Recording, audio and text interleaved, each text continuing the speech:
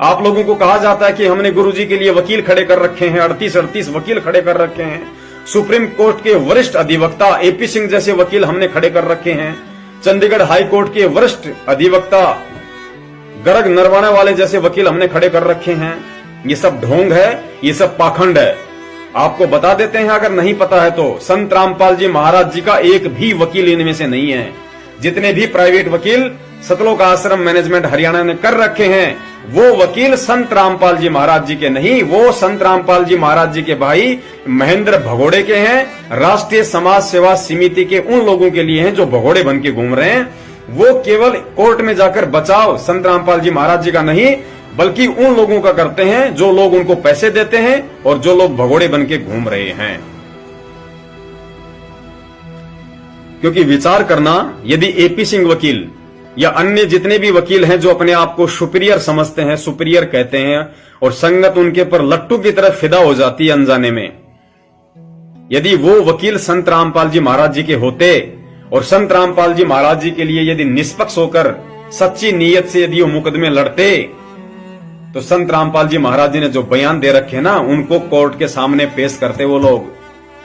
अरे संत रामपाल जी महाराज जी ने सबसे बड़ा बयान बरवाला कांड के बाद मीडिया को दिया था, क्योंकि संत के वचन दोगले नहीं होते। संत वही बयान देगा जो बयान उसने मीडिया को दिया है पूरी दुनिया के सामने, और कोर्ट में भी उसने वही बयान दिए हैं। हम अखबारों के कटिंग आप लोगों को भेज चुके हैं, और कुछ सबूत हमने थोड़े बहुत निकलवाए हैं बरवाला कांड के कुछ एक मुकदमों के, वो भी हम संगत में भेज चुके हैं।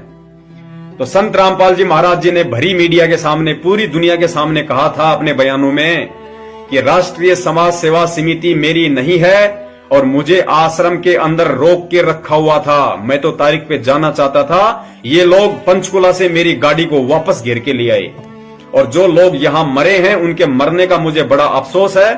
और ये जो जितने भी कमांडो थे काले कपड़े पहने हुए, ये मेरे नहीं, ये राष्ट्रीय समाज सेवा समिति के गुंडे थे। Self-proclaimed Godman Rampal, who is just been taken from the Panchkula Civil Hospital for interrogation and will be produced before the court at 2 o'clock, has just spoken to reporters saying he hasn't used followers as a shield.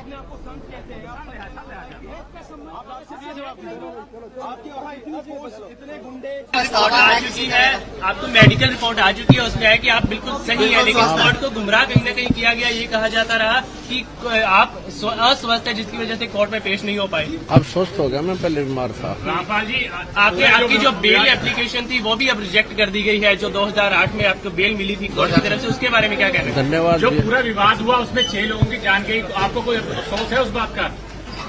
बहुत अफसोस है। नहीं, जो आपने अपने अनुयायियों को ढाल बनाया और आप पीछे छुपे रहे, मैंने किसी को नहीं, वो आप सही मानते हैं? मैंने नहीं बनाया किसी को, वो अपने आप ही बन रहे थे, मुझे भी रोक रखा था। आपके ऊपर इतने इल्जाम है सर, आपके ऊपर इतने इल्जाम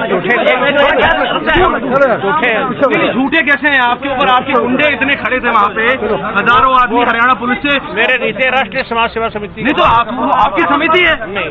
अरे आपकी समिति है बाबा, आप अपने आप को संत कहते हैं, आप संत कहना लायक भी है? आप आपसे भी जवाब दीजिए। आपके वहाँ इतनी फोर्स, इतने गुंडे, इतने आर्मी खड़ी है हरियाणा पुलिस के ऊपर, आप लोगों के ऊपर आपने इतना बंदी बनाए रखा है। जितने लोग आपके आश्रम से निकले हैं वो सब कह रहे हैं कि उन्होंने आपको, आपके लोगों ने उनको बंदी बनाया हुआ था। नहीं रामपाल जी, आपके लोग कह रहे हैं, आप अपने आप को संत बुलाते हैं, यू आर आपका गॉडमैन और अ कॉनमैन। और आपसे जो जिस तरीके से मीडिया को टारगेट किया गया, हथियार को सब, गॉडमैन और अ कॉनमैन। रामपाल जी, कोई बात नहीं। तो पुण्यात्माओं, और क्या बयान बाकी रह गया और क्या सुनना बाकी रह गया परमेश्वर के मुख कमल से।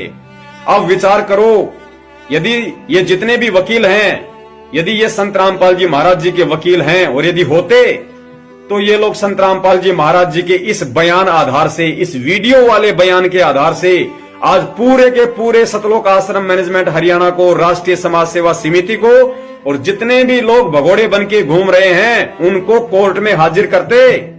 कि जब तक ये लोग कोर्ट में हाजिर नहीं हो, जब तक ये लोग पकड़े ना जाएं, तब तक ये मुकदमा आगे नहीं चलना चाहिए था।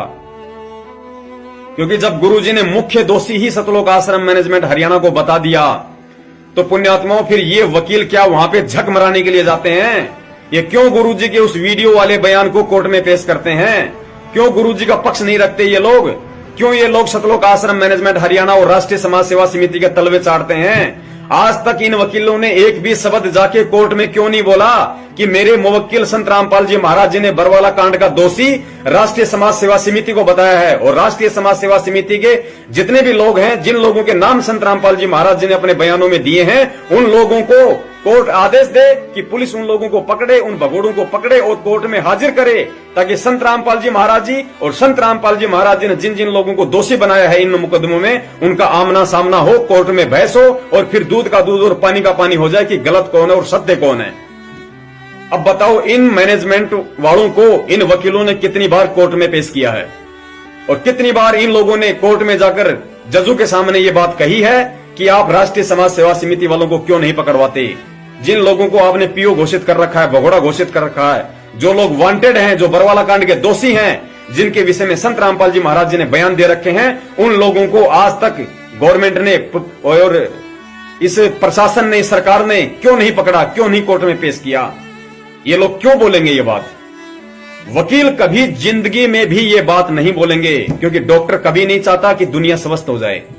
वकील कभी नहीं चाहेगा कि किसी के केस का फैसला हो जाए, क्योंकि सतलोक आश्रम मैनेजमेंट हरियाणा से ही इन वकीलों की दाल रोटी चल रही है। पुण्यात्माओं, आपको एक बात बताते हैं।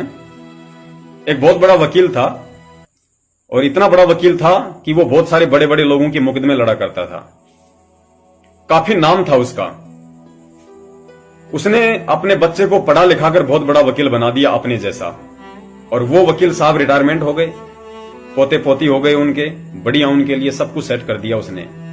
अपने बेटे को उसने उसी कोर्ट में उसने वकील बना दिया, अपनी सारी शिक्षा दीक्षा दी उसको, अच्छा वकील बना दिया। एक दिन उसका बच्चा कोर्ट से रात को घर पे आता है, हाथ में उसके मिठाई का डब्बा था, और खुशी खुशी सीधा सीधा अपने बाप के पास गया और बोला, पिताजी पिताजी, आज यदि आप अपने पुत्र की उपलब्धि सुनेंगे तो आपका सीना चौड़ा हो जाएगा गर्व से। तो बाप ने कहा कि बेटा बता ऐसी क्या बात है। बोला, पहले आप मुंह मीठा करो। उसने एक लड्डू निकाला, पिता के हाथ में दिया, तो पिता ने कहा कि रे पहले बात तो बता क्या है, ऐसा कौन सा तीर मार के आ गया जो तेरा बाप इतना खुश हो जाएगा। तो उसके बेटे ने कहा कि पिताजी, आप सेठ हल्दीराम का पिछले 40 साल से मुकदमा लड़ रहे थे। हाँ बोला, बेटा मैं लड़ रहा था। बोला, पिताजी पिछले 40 साल से आप उस मुकदमे को नहीं सुलझा पाए, और आपका बेटा आज उस मुकदमे को सुलझा के आ गया, आज हल्दीराम के बेटों को न्याय दिलवा के आ गया। इससे बड़ी खुशी की बात और क्या होगी। मुंह मीठा करो पिताजी। तो उसके पिता ने क्या किया, वो मिठाई का डब्बा तो रखा नीचे, और एक उसके कान के नीचे लगाई खींच के, और बोला, हरामखोर,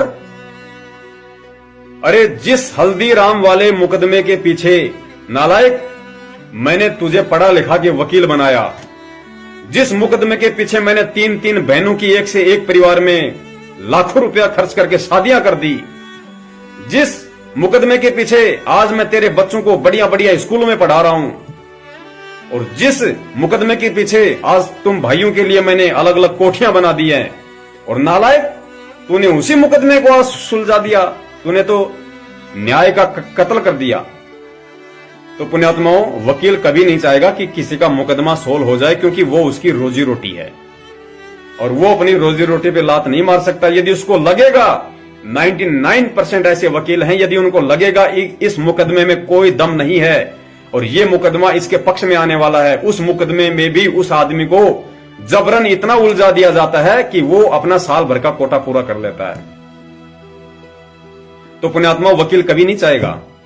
तो ये जितने भी वकील हैं, चाहे एपी सिंह वकील हो, चाहे गर्ग नरवाणा वकील हो, या सतलोक आश्रम मैनेजमेंट के जो सुनीता वकील है, और ये जो दिलबाग सिंह वकील है, ये जितने भी वकील हैं जो अपने आप को वकील कहते हैं, पुण्यात्माओं, ये सारे के सारे वकील सतलोक आश्रम मैनेजमेंट हरियाणा के हैं, उनके तलवे चाटते हैं, उनके पैसों पे ये अपनी रोजी रोटी कमा रहे हैं, क्योंकि सतलोक आश्रम मैनेजमेंट हरियाणा उनको फीस देता है, उनको पैसा देता है।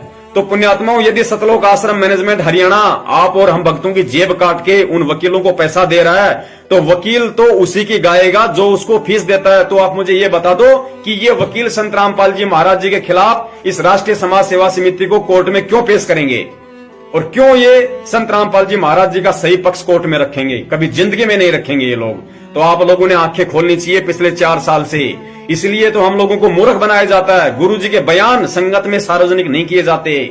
क्यों नहीं किए जाते? क्योंकि गुरुजी के मुकदमे में कोई सही तरीके से पैरवी हो ही नहीं रही।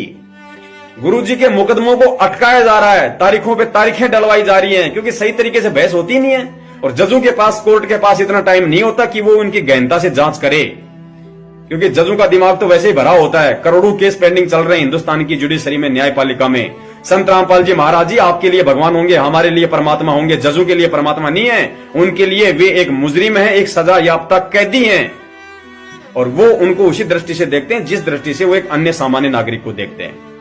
तो आप और हमारे को मूर्ख बना के, हमारे कंधे पर बंदूक रखकर, हमारे से ही पैसा लेकर, हमारे से दान लेकर, हमारे से पैसा लेकर, वही दान का पैसा गुरुजी के खिलाफ यूज किया जा रहा है इन वकीलों को देकर, क्योंकि ये वकील गुरुजी के खिलाफ काम कर रहे हैं। तो पुण्यात्मो, आपका दान आपके ही गुरु के खिलाफ यूज में हो रहा है, तो हमसे बड़ा गुरुद्रोही और कौन होगा? इसलिए ये लोग गुरुजी के बयान संगत में पारित नहीं करते, क्योंकि अगर बयान संगत में भेज देंगे तो संगत को मालूम पड़ जाएगा कि इन वकीलों ने आज तक किया क्या है। आप लोगों को मूर्ख बना दिया जाता है। फला दिन गुरुजी की हिसार में तारीख है, आप लोग वहां पे सज धज के, वहां पे मतलब बनाजी बन के आप वहां चले जाते हो।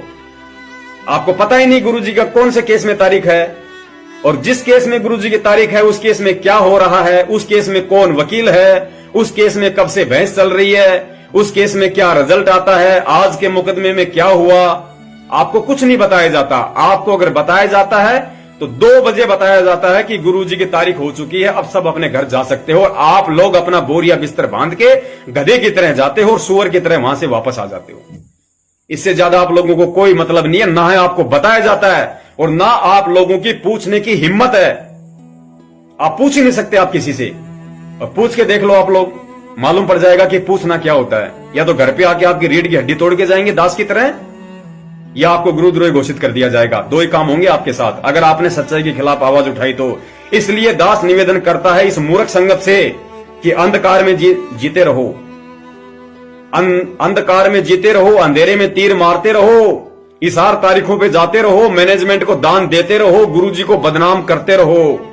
सच्चाई के लिए आवाज मत उठा देना, वरना तुम गुरुद्रोही हो जाओगे दास की तरह। हाँ, और गुरुद्रोही हो गए तो सतलोक नहीं जा पाओगे, फिर तुम्हारा तो मिशन रुक जाएगा, मानव जीवन तुम्हारा बर्बाद हो जाएगा, तुम्हारी भक्ति बर्बाद हो जाएगी अगर तुमने सत्य बोल दिया तो। अगर तुमने मैनेजमेंट से सवाल कर लिए तो गुरुजी नाराज हो जाएंगे, तुम्हें गुरुद्रोही घोषित कर देंगे। इसलिए दास का निवेदन है, अपनी अपनी औरतों के हाथों से चूड़ियां निकलवा के अपने हाथों में पैर के और अपने घर पे बैठ जाओ छुप के। सच्चाई मत बोलना, सच्चाई का साथ मत देना। अगर सच्चाई का साथ दे दिया तो कल को दुनिया तुम्हारे को धिक्कारेगी कि देखो संत रामपाल जी महाराज जी के भगत भी सच्चाई का साथ देने लग गए। तो भाई अपने अपने घरों में बैठे रहो बहुत शांति से। गुरुजी दुखी हो रहे हैं, बहुत अच्छी बात है। गुरुजी हमेशा दुखी होते हैं, परमात्मा हमेशा दुखी होते हैं। हम गधों के पीछे, वो परमात्मा सतयुग से दुखी होता आ रहा है, इस कलयुग में भी दुखी हो लेगा, कोई बड़ी बात नहीं है। बोलने दो परमात्मा को दुखी, उनकी आदत है दुखी होने की, उनको होना है दुखी। आप मत आना सामने, हाथ जोड़ के निवेदन है, घरों में बैठे रहो। जब गुरुजी अगर आ जाएं, हमारा अगर सौभाग्य हो और यदि गुरुजी आ जाएं तो फिर से पीछे पीछे लग जाना, फिर चले जाएं तो फिर चले जाना, अपने घर पे बैठ जाना, आवाज मत उठाना, वरना रीढ़ की हड्डी तोड़ दी जाएगी तुम लोगों की, ध्यान रखना।